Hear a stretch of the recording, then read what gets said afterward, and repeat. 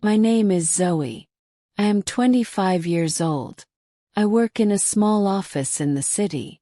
My job is simple. I sit at a desk and answer emails. Most days feel the same. I wake up, go to work, eat lunch, go home, sleep. I do not have many friends. I do not go out much. I live alone in a small flat. Life is quiet. But I always hoped something would change. One Monday morning I saw a new face at work. A tall man stood near the printer. He had short brown hair and blue eyes. He looked around like he did not know where to go. I smiled at him. "First day?" "Yes." He smiled back. "Yes," he said. "I'm Carter." His voice was calm and friendly. "I'm Zoey," I said. That was how it started. Every day after that we talked a little. In the kitchen. In the lift. On our way out. Carter was easy to talk to. He made me laugh. I liked being around him. I waited for the moments when we could speak. My days felt different now. I woke up happy. I wore nicer clothes. Smiled more. After 2 weeks, Carter asked if I wanted to get coffee after work. My heart jumped. "Sure," I said, trying to stay calm. We went to a small place near the office. It was cold outside, but I felt warm inside. We talked about many things. Music, food, movies. He told me he liked to walk by the river when he felt sad. I told him I liked to paint, even if I was not good. He said, "I think that's special." I looked at him and smiled. That night I could not sleep. I looked at my phone again and again. I wanted to see his name pop up. At 11 p.m. I got a message. It was from him. "Thank you for today. I had a nice time." My heart felt full. I replied, "Me too." After that day we met often. Sometimes after work. Sometimes on weekends. We walked in the park. We sat on benches and shared food. He told me funny stories from school. I told him how I used to be shy. He said, "You are not shy now. You are strong." No one had said that to me before. I believed him. Weeks passed. I started to like him more. I didn't tell him, but I hoped he felt the same. One evening we watched a movie at his place. After the movie he looked at me and said, "You're different, Zoey. You are not like other girls." I asked, "What do you mean?" He smiled and said, "You're real. You listen. You care. You make me feel good." My face turned warm. Smiled. "Thank you," I said. After that night I was sure he liked me. He touched my hand more often. He called me every night. He sent me sweet messages in the morning. "Good luck today, Zoey." Or "Don't forget to eat lunch." Felt special. I told my friend Mia, "I think I like him." She smiled and said, "Be careful. But I'm happy for you." One Saturday Carter and I planned to meet at a cafe. I waited outside. The weather was cold. I wore a blue coat. I looked at every person who walked by. But Carter didn't come. Called. No answer. I waited for 1 hour. Still no sign. I sent a message. No reply. I felt cold outside and inside. Later that night he texted. "Sorry, something came up. Let's talk tomorrow." I said, "Okay." But I felt a little sad. The next day he didn't call. He didn't text. I waited all day. I stared at my phone. Nothing. My smile was gone. My chest felt heavy. Was he busy? Was he sick? Or did he just forget? Monday came. At work I saw him in the hallway. He smiled at me. "Hey, Zoey," he said like nothing happened. I smiled back, but it felt wrong. I wanted to ask, "Why didn't you call?" But I said nothing. I didn't want to sound weak. I'm sharing my story, hoping they reach someone. Are you there? Are you listening? Just knowing you're here means everything. Before we continue with the story, I'd love to hear from you. Which part of the world are you listening from today? Leave a comment below. And if this story touched your heart, please subscribe for more simple and emotional English stories. That week things changed. Carter spoke to me less. He laughed with other girls more. One of them, Bella, always touched his arm when she talked. I watched from my desk. I told myself not to care. But I did. My stomach hurt. My hands felt cold. One day, I saw him leave work with Bella. They walked close. Too close.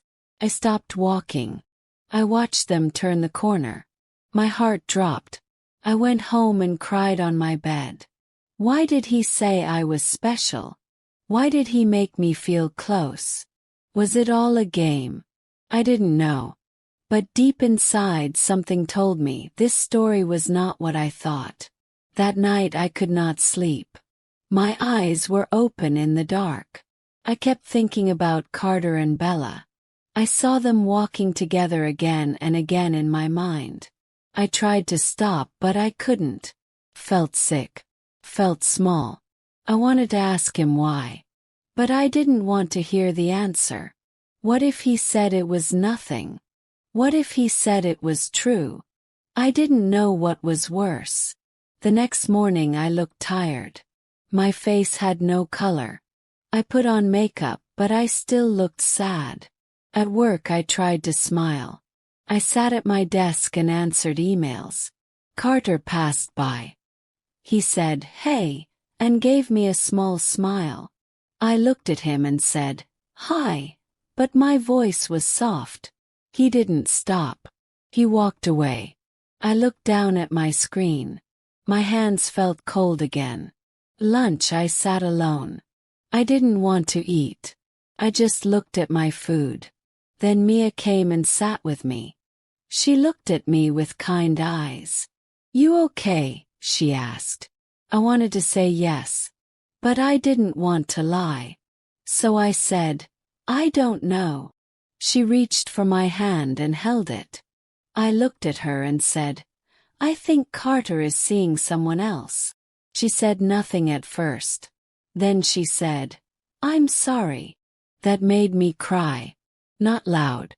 Just soft tears that rolled down my face. Mia sat with me the whole time. She didn't ask more. She just stayed. That evening Carter called me. I looked at the screen. I didn't answer. He called again. I let it ring. Then he sent a message. "Are you okay? Did I do something?" I stared at it. I wanted to say everything. But I didn't type a word. I turned off my phone. The next day I saw him at work again. He looked at me with a confused face. At lunch he came to my table. "Can we talk?" he asked. I didn't want to make a scene. So I stood up and walked outside with him. He said, "Zoey, what's going on?" I looked at him and asked, "Where were you last Saturday?" He said, "I told you." Something came up. I asked, "Was it with Bella?" He looked surprised. "Bella," he said. "She's just a friend." I looked away. "I saw you," I said. "You left work with her." He was quiet for a moment. Then he laughed a little. "Zoey, I think you're taking this the wrong way." My heart dropped. I looked at him. "The wrong way?" "Yes. You called me every day. You held my hand. You said I was special." He shrugged. "Yeah. But I never said we were like a thing." I felt like someone pushed me hard. "So I was just a friend too." "Yes." He didn't answer. I looked at his face. He didn't look sad. He didn't even look sorry. I took a deep breath. "Okay," I said. "Now I understand." He opened his mouth, but I turned and walked away. My legs felt weak, but I kept walking. I didn't want him to see me cry again. After that day, I stayed quiet at work. I didn't talk to Carter. I didn't look at him. If he walked by, I looked at my screen. I ate lunch with Mia. She made me laugh again. She told me jokes and stories. She didn't let me stay sad for too long. But still, some nights were hard. I sat on my bed and thought about everything. I thought about our walks, our talks, the sweet messages. I asked myself, was it all fake? Then I told myself, maybe it felt real for a short time. But real love does not hurt this much. That thought helped me breathe. One day I saw Carter talking to Bella again. They were laughing. She touched his arm. I didn't feel the same pain. I just felt tired. I looked at them for a moment. Then I turned away and went back to work. That night I didn't cry. Weeks passed. Work stayed busy. I spent more time with Mia. We went to the market together. We walked in the park. We talked about life, about funny things, about dreams. I started to feel like myself again. Slowly, the weight in my chest got lighter. One Friday, Carter came to my desk. "Can we talk?" he asked.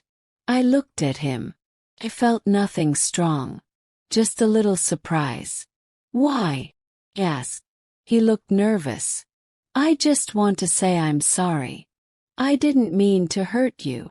I looked at him for a second. Then I said, "You did hurt me. But now I'm okay." He looked down. "I didn't know you felt that way." I gave a small smile. "That's the problem, Carter. You never asked." Then I picked up my bag and left the office for the weekend. As I walked home, the air felt cool and clean. The sun was low in the sky. I took a deep breath and felt something new. I was free. Not from him, but from the hope I used to carry. The hope that he would love me back. Now I knew the truth. And even if it hurt, I could move on. That night I called Mia. "Let's do something fun tomorrow," I said. She laughed. "Finally. You're back." Smiled. "Yes," I said. "And I'm not waiting for someone who doesn't see me again."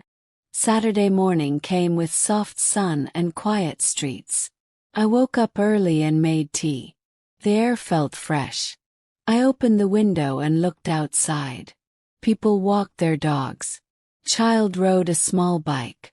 For the first time in weeks, I smiled without a reason. Mia came to pick me up at 10. She wore a red jacket and big sunglasses. "Let's go," she said. We walked to the weekend market. It was full of color and sound. People sold fruit, books, old things, and plants. We bought fresh bread and sweet apples. We sat on a bench to eat and watch people.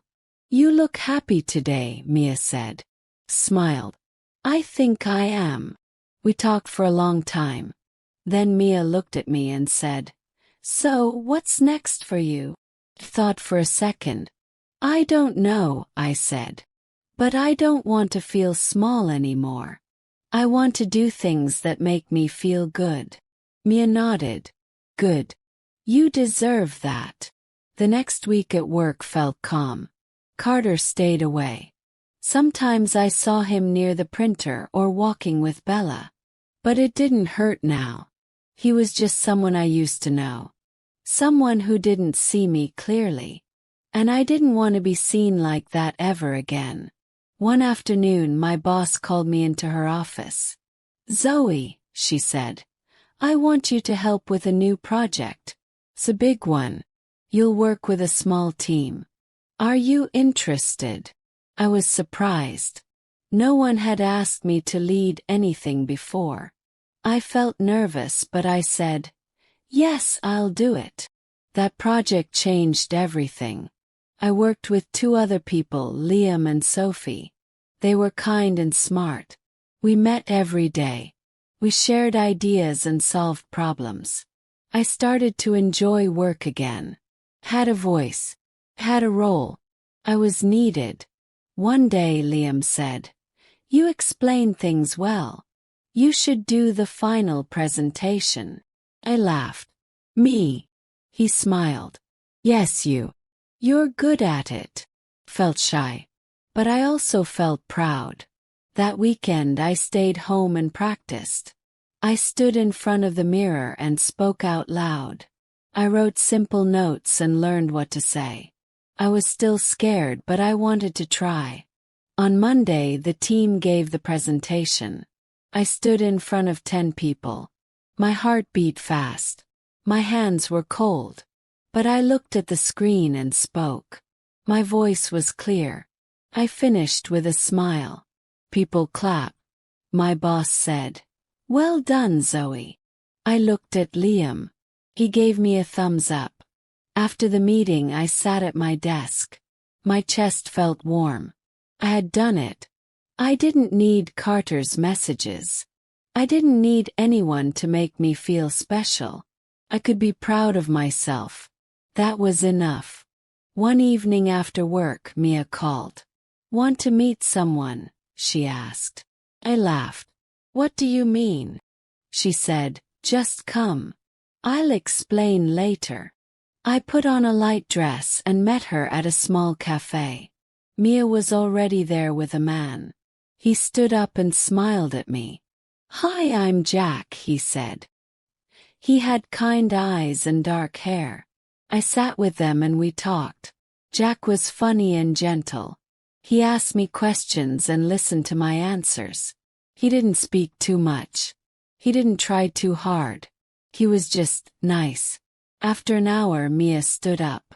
"I have to go," she said. She winked at me and walked out.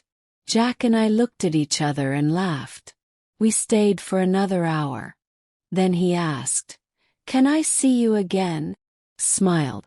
"Yes," I said. Jack and I started to meet more. We went for short walks and drank coffee. He didn't send many messages. But when he did, they felt real. "Hope you had a good day." Or "Don't forget to rest." They were small, but they made me smile. One day we sat in the park. I told him about Carter. I told him I felt lost for a while. Jack listened. Then he said, "I'm glad you found your way again." I looked at him. "Me too," I said. Weeks turned into months. Jack and I grew closer. He didn't rush things. He didn't play games. He just showed up. Slowly, I let him into my life. One Sunday, I was in my kitchen making tea. Jack stood by the door. He looked around my small flat and said, "It's quiet here. Peaceful." Smiled. "I like it that way." He nodded. "Me too." Then he looked at me and said, "You're stronger than you think." I didn't speak. I just looked at him. Those words felt true. I had cried. I had hurt. But I didn't break. I was still here. And maybe, just maybe, I was ready to love again. But this time I would not fall for empty words. I would not fall for a dream. I would fall for someone who saw me, all of me, and stayed. 2 months passed and things felt calm. My life was simple, but I liked it that way. I went to work, saw Mia on weekends, and spent quiet time with Jack. He never made big promises. He never said perfect words. But he showed up. That meant more to me than anything. At work, the big project ended. My boss called me in again. "Zoey, you did a great job," she said. "I'd like to give you more work like this. If you want it." Smiled. "Yes, I want it." My voice was clear and sure. That felt good. One evening, Jack and I went for a walk by the river. The sky was pink and soft. People sat on benches and kids threw stones in the water. Jack held my hand. Felt warm. I looked at him. "Thank you," I said. He looked surprised. For what? I said. For being kind. For being patient. For not rushing me. He smiled and said, You don't have to thank me, Zoey. I'm happy with you. Just as you are. Those words stayed in my heart. But life is not always smooth. One Thursday morning I walked into work and stopped. Carter was standing near my desk. He looked nervous. I stood still. He turned and saw me. Zoey, hey, he said. Can we talk? I didn't want to. But I also wanted to know what he had to say. Okay, I said and walked with him to the break room. He sat down. I heard about your project, he said. You did really well. He nodded. Thanks. He looked down at the table. I've been thinking about everything, about us. I think I made a mistake. I felt my heart beat a little faster, but I stayed calm. What kind of mistake? Yes. He looked at me. I should have been honest. I liked you, Zoey. I was just scared. I looked at him. His words were slow, maybe true. But they were also too late. Why now? Yes. Why after all this time? He said, I don't know. Maybe I see now what I missed before. I stood up. Carter, you didn't see me when I was right in front of you. Now I'm not there anymore. He looked sad. Are you seeing someone? He asked. Pause. Yes, I said. And he sees me. From the start. I walked out. My steps were strong. I didn't cry. I didn't feel pain. Felt sure.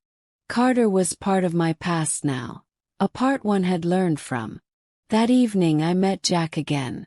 I didn't tell him about Carter. I didn't need to. That part of my life didn't belong in this new one. We sat on a bench, watching the water move. Jack looked at me and said, You seem lighter today. He nodded. I am. As weeks passed, Jack and I got closer. We didn't talk about love. We didn't talk about forever. But every moment with him felt true. One night, he invited me to dinner at his place. It was small and simple, just like mine. He cooked pasta and we ate by candlelight. After dinner, we sat in silence for a while. Then he said, Zoey, I like you. I don't want to rush you, but I want to be in your life. In all the little ways. Smiled. I want that too. That night, I lay in bed and thought about how far I had come. From lonely nights to kind mornings. From waiting for messages that never came, to holding hands that felt real. One Saturday, Mia came over. We drank tea and talked about work, family, and life. Then she looked at me and said, You look happy. Truly happy. Smiled. I think I finally understand something. She raised her eyebrows. What? I said, Love is not about big words or sweet lies. It's about feeling safe. Feeling seen. She raised her mug and said, To real love. I clinked mine against hers. To love that doesn't hurt. Months passed. Work got busier. Jack and I spent more time together. Some days were quiet. Some days were fun. But all of them felt good. He became my friend, my peace, my home. One evening we sat in the park again. The sky was gray. Rain was coming. Jack looked at me. You know, he said, I used to think love had to be big and loud. But now I think it's this. Sitting beside someone, even when it rains. I laughed. I agree.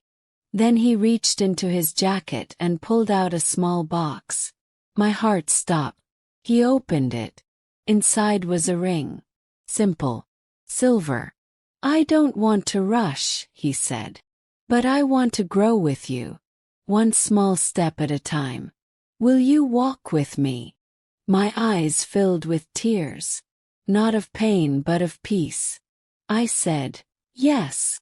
As the rain started to fall, we sat there, holding hands under one umbrella. I didn't need to speak. I didn't need to hope. I had everything I needed. Love that stayed. I hope you have enjoyed the story. Like and comment if you want to hear more soon.